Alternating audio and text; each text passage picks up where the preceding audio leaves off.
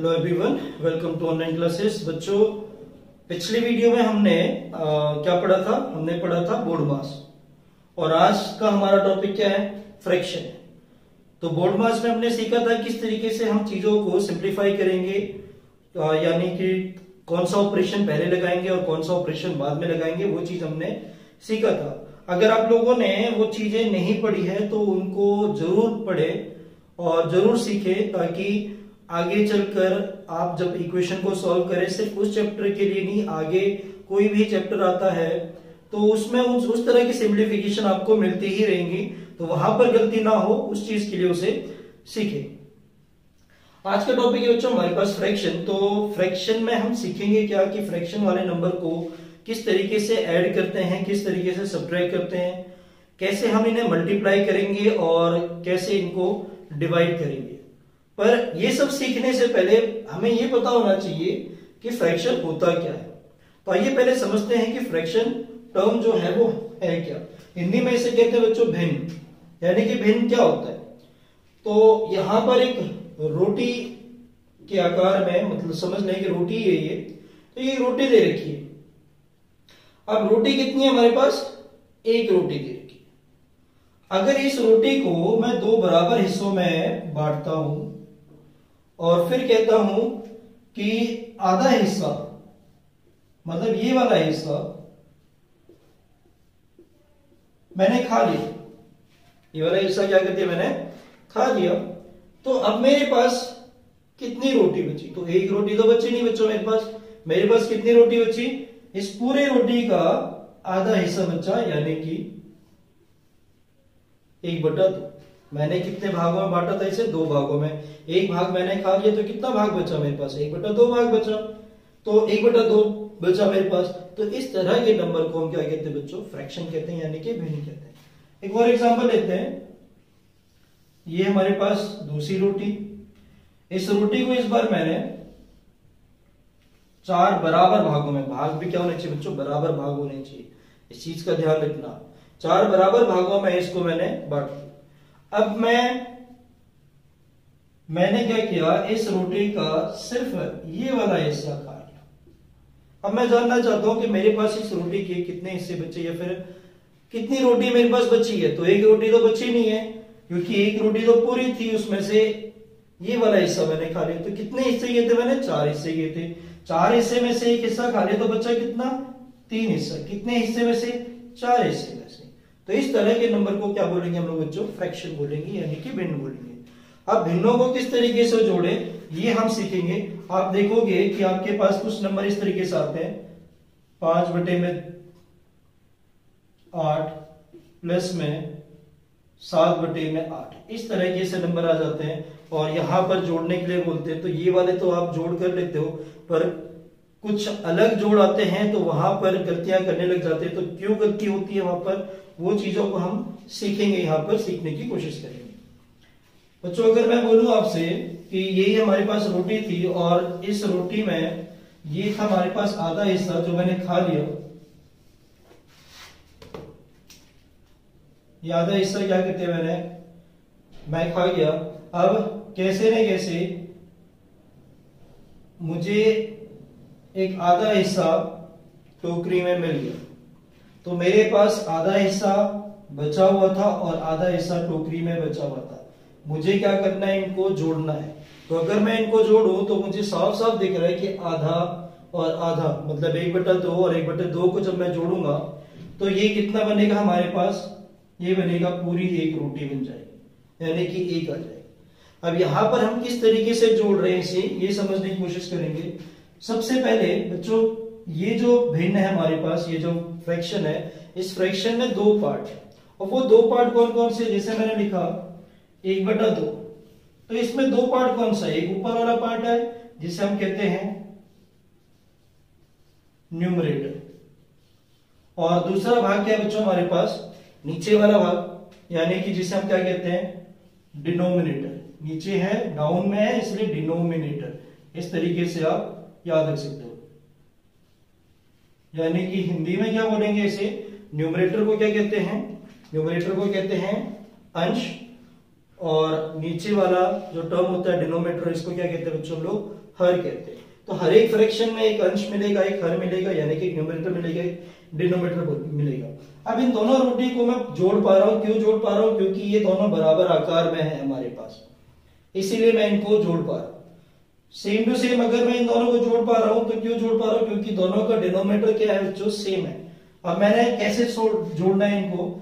नीचे हमारे पास डिनोमिनेटर क्या है, हमारे पास बराबर है, तो इसलिए मैंने इनके लिए क्या लिख दिया, 2 लिख दिया।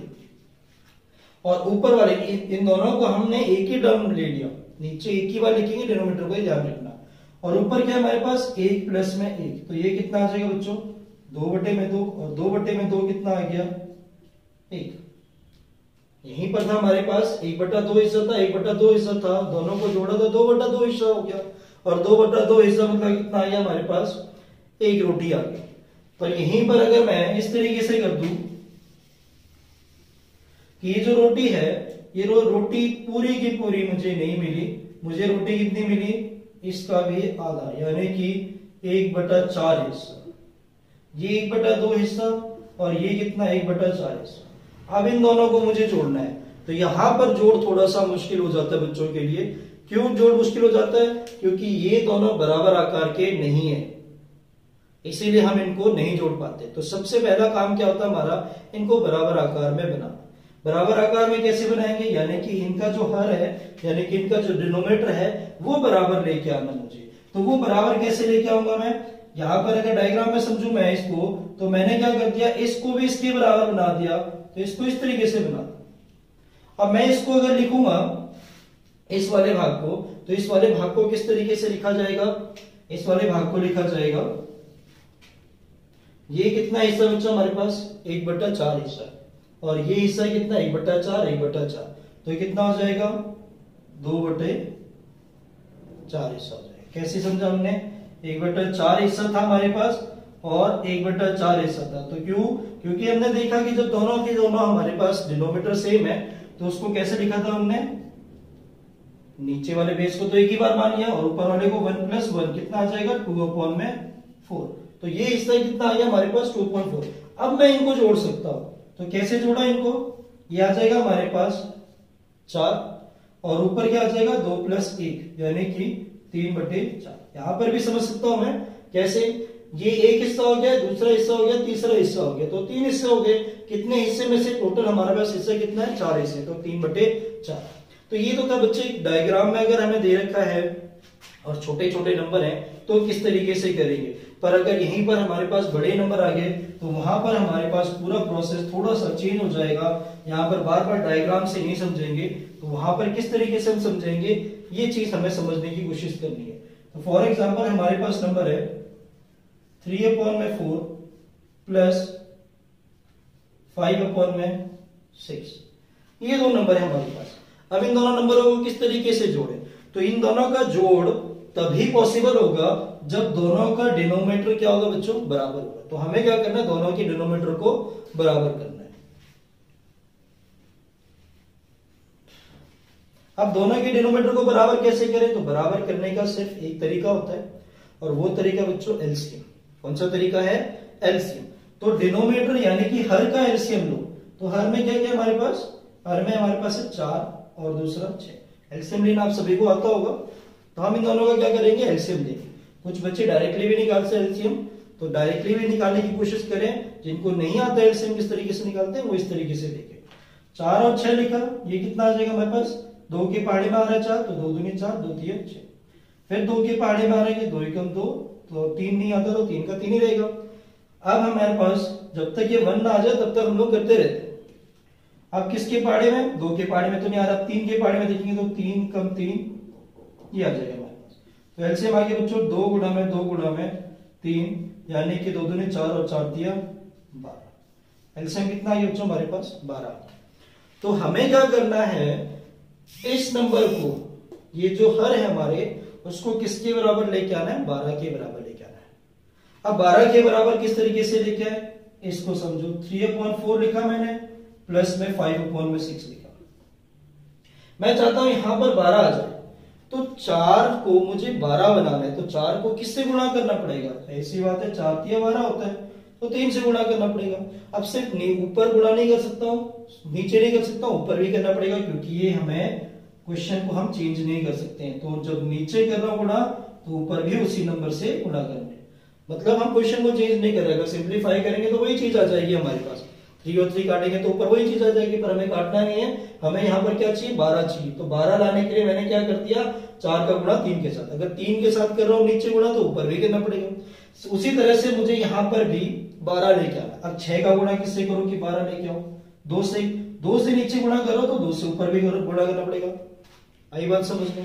पर हम 12 क्यों लेके आ रहे हैं, क्योंकि मुझे क्या करना है, ये जो हर है इनको बराबर लेके आना है। और बराबर कब आएंगे, जब इनके एलसीएम के बराबर। तो इनका एलसीएम कितना था, 12 था, इसलिए हमने 12 के बराबर लेके आया। अब इसको सॉल्व कर दो बच्चों, ये आ जाएगा 3 तिया 9 और 4 तिया 12, प्लस में 5 दूनी 10 और 6 दूनी 12, दोनों क्या आ गया हमारे पास, बराबर आ गया। अब मैं इनको जोड़ सकता हूं, क्योंकि ये बेस क्या आ गया हमारे पास, सेम आ गया, तो इनको एक बार लिख दिया और ऊपर वाले टर्म को 9 प्लस में 10 इनको जोड़ दो, तो 9 प्लस में 10 कितना आ जाएगा, 19 बटे में 12। तो ये आ गया बच्चों हमारे पास आंसर। तो देखा आपने किस तरीके से किया, हमने क्या देखा कि इनके डिनोमिनेटर को पहले बराबर बनाना है। अगर बराबर नहीं है, बराबर है तो बहुत अच्छी बात है, पर अगर बराबर नहीं है तो डिनोमिनेटर को बराबर बनाएंगे कौन से तरीके से, एलसीएम वाले तरीके से। आइए एक और क्वेश्चन करके देखते हैं इस तरीके का।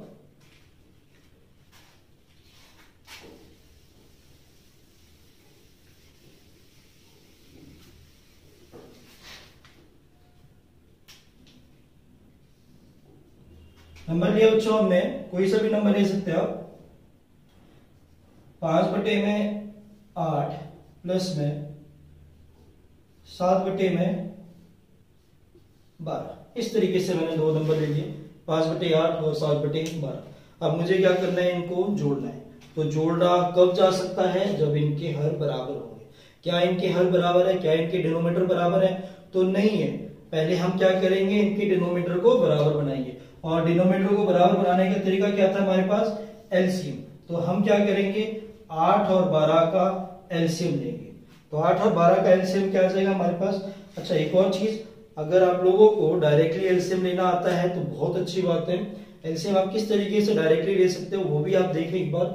यहाँ पर 8 लिखा हुआ है, यहाँ पर 12 लिखा हुआ है, तो आपको क्या करना है, ये देखना है कि 8 के पहाड़े में 12 आता ही नहीं आता, छोटे वाले नंबर के पहाड़े में तो बिल्कुल नहीं आता है 8 के पहाड़े में, क्योंकि 8 का मान 8 दूनी 16 हो जाता है, तो 12 तो नहीं आता है। अब 12 के पहाड़े पढ़ते जाओ, 12 एकम 12, 12 दूनी 24, तो 24 क्या 8 के पहाड़े में आता है, तो बिल्कुल आता है। इसका मतलब 24 एक ऐसा नंबर है जो 8 के पहाड़े में भी आता है और 12 के पहाड़े में भी आता है, तो 24 ही हमारा एलसीएम होगा। कैसे, एक बार करके देखते हैं। सबसे पहले हमने लिखा 8 और 12, तो दोनों किसके पहाड़े में, 2 से जा रहे हैं, 2 चौको 8, 2 छके 12, फिर 2 से जा रहे हैं, 2 दूनी 4, 2 तिया 6, फिर उसके बाद 2 से गया, 2 एकम 2, 3 नहीं जाता है, और आगे 3 चले जाएगा, 3 एकम 3। नंबर क्या है हमारे पास, 2 इंटू में 2 इंटू में 2 मल्टीप्लाई 3, तो 2 दूनी 4, 4 दूनी 8 और 8 तिया 24। तो देखा कितना आया हमारे पास एलसीएम बच्चों, 24 ही आया। अब क्या करना है हमें, एलसीएम के बराबर इन हरों को लिखना है। एलसीएम के बराबर चाहिए मुझे ये हर, तो 8 को मुझे 24 बनाना है, तो किससे गुणा करना पड़ेगा, 3 से गुणा करना पड़ेगा। अगर मैं नीचे 3 से गुणा कर रहा हूं तो ऊपर भी क्या करना पड़ेगा, 3 से गुणा करना पड़ेगा। सेम टू सेम 12 को भी 24 बनाना है, तो किससे गुणा किया, 2 से, और ऊपर भी किससे गुणा करेंगे बच्चों हम लोग, 2 से गुणा करेंगे। तो यह आ जाएगा हमारे पास 5 तिया 15 और 8 तिया 24, प्लस में 7 दूनी 14 और 12 दूनी 24। अब क्योंकि दोनों के जो हर है, जो डिनोमिनेटर है, वो बराबर आ चुके हैं, तो अब हम इन्हें आसानी से जोड़ सकते हैं। ये आ जाएगा हमारे पास 24, ये आ गया 15 प्लस में 14, और 15 प्लस 14 कितना हो गया बच्चों हमारे पास, 29 बटे में 24। तो ये आ गया हमारे पास आंसर। होप आप लोगों को समझ में आया हो कि किस तरीके से हम लोग 2 फ्रैक्शन वाले नंबर्स को या फिर 2 भिन्नों को किस तरीके से हम जोड़ते हैं। अब इस तरह के क्वेश्चंस की आप प्रैक्टिस करोगे तभी आप यूज टू हो पाओगे। अगर प्रैक्टिस नहीं करोगे तो फिर गलतियां करोगे, डायरेक्टली जोड़ने लग जाओगे। 5 और 7 को डायरेक्टली जोड़ दिया, 8 और 12 को डायरेक्टली जोड़ दिया, जबकि भिन्नों को इस तरीके से हम नहीं जोड़ सकते। सेम टू सेम बच्चों माइनस में भी हम इसी तरीके से करेंगे। आप एक बार इसे उतारे, हम माइनस के क्वेश्चन को करेंगे। आइए बच्चों समझते हैं किस तरीके से हम सब्ट्रैक्शन करेंगे भिन्नों का, यानी कि फ्रैक्शन का डिफरेंस किस तरीके से करेंगे, माइनस किस तरीके से करेंगे। अभी तक हमने जोड़ सीखा, और जैसे जोड़ करते हैं, जैसे हम लोग ऐड करते हैं, सेम उसी तरीके से हमें माइनस भी करना है। इसमें कोई प्रोसेस अलग नहीं है। तो सबसे पहले हमें दिखा कि दोनों का जो हर है वो अलग अलग है। हर क्या है, दोनों का अलग अलग है। तो सबसे पहला काम क्या है, इन दोनों के हरों को बराबर बनाना। तो बराबर बनाने का तरीका क्या है हमारे पास, एलसीएम। तो ये आ गया 12 और ये आ गया हमारे पास 4। अब एक और तरीका आपको बताया था एलसीएम लेने का। वो तरीका क्या था हमारे पास कि ये देखो, इन दोनों में से जिनका एलसीएम लेना, उन दोनों में से छोटा नंबर कौन सा आपके पास। तो छोटा नंबर आपको दिख रहा होगा 4 है। अब 4 के टेबल में क्या वो दूसरा नंबर आ रहा है या नहीं आ रहा है। तो 4 के टेबल में बिल्कुल वो नंबर आ रहा है, 4 3 12। तो यहाँ पर एलसीएम लेने की जरूरत ही नहीं है, क्योंकि एलसीएम क्या आएगा बच्चों, 12 आएगा। फिर भी जिनको नहीं समझ में आता वो इस तरीके से ही एलसीएम लें। किस तरीके से हम लोग लेंगे, 2 6 12, 2 2 4, 2 3 2 1 और 3 1 और ये आ जाएगा 1। तो आंसर आ गया हमारे पास 2 इंटू 2 इंटू में 3, यानी कि 2 2 4, 4 3 12। तो आंसर आ गया बच्चों हमारे पास 12। तो एलसीएम 12 ही आ रहा है। अब सेम जैसे हम लोग एडिशन में कर रहे थे, क्या करेंगे, यहाँ पर इनके डिनोमिनेटर को 12 के बराबर बनाना है। अब डिनोमिनेटर को 12 के बराबर बनाना है, तो ये तो पहले से 12 है हमारे पास, तो इसको बनाने की आवश्यकता नहीं है। इसकी बात अगर मैं करूं तो इसको किससे गुणा करना पड़ेगा, 3 से गुणा। यहाँ पर भी 3 से, क्योंकि 4 का गुणा जब मैं 3 से करूंगा तो कितना आएगा, 12 ही आएगा हमारे पास। जब नीचे गुणा कर रहा हूं तो ऊपर भी गुणा करना पड़ेगा। इसको क्यों नहीं किया हमने, क्योंकि बच्चों ये पहले से ही 12 था जो हमारा एलसीएम आया है, तो इसलिए गुणा करने की जरूरत नहीं पड़ी। तो यहाँ गया 5/12 माइनस 3/12। अब दोनों को डायरेक्टली घटा देंगे, क्योंकि दोनों का जो डिनोमिनेटर है वो दोनों सेम हो चुके हैं। तो 5 में से 3 को घटाया तो यहाँ गया हमारे पास 2/12, यानी कि 1/6, 1/6 हमारे पास आंसर आ गया। तो देखा आपने किस तरीके से हम एडिशन और सब्ट्रैक्शन बहुत ही आसानी तरीके से कर पाते हैं। अगर आप लोग इन चीजों को नहीं सीखोगे तो ये जो चीजें हैं वो सिंप्लीफिकेशन में या फिर किसी भी इक्वेशन में, किसी भी क्लास में, जरूरी नहीं है कि ये 7th क्लास का टॉपिक है तो 7th क्लास में ही आएगा, या फिर 6th क्लास का है तो 6th क्लास में ही आएगा। ये हर एक क्लास में, हर एक क्वेश्चन में, हर एक इक्वेशन में मिल सकता है आपको। तो इन चीजों को सीखना बहुत जरूरी है। तो होप आप लोग को समझ में आया हो। अब हम सीखेंगे कि इनके मल्टीप्लीकेशन किस तरीके से करें। तो मल्टीप्लीकेशन बच्चों वो सबसे आसान है। मल्टीप्लाई कैसे करेंगे हम, मल्टीप्लाई बिल्कुल सिंपल से तरीके से, वहां पर कोई एलसीएम लेने की बात नहीं आती है, चाहे वो मल्टीप्लीकेशन हो या फिर एडिशन हो। फॉर एग्जांपल मुझे मल्टीप्लीकेशन करना है,